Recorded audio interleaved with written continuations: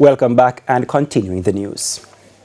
We pick up this segment with some news from Western Jamaica, where all 16 members of the Kahal Yahweh religious group have been found not guilty of the charges brought against them in the St. James Parish Court. Senior Parish Court Judge Justice Grant Price today upheld a no-case submission from defense attorneys Peter Champagny, KC, and Samuel Campbell, ruling that the prosecution failed to present sufficient evidence for the matter to proceed.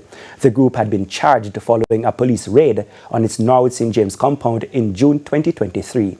Investigators had raised concerns about child welfare issues and an indecent assault allegation. The trial, which began on April 8, 2024, ended with the judge ruling that all 16 defendants had no case to answer.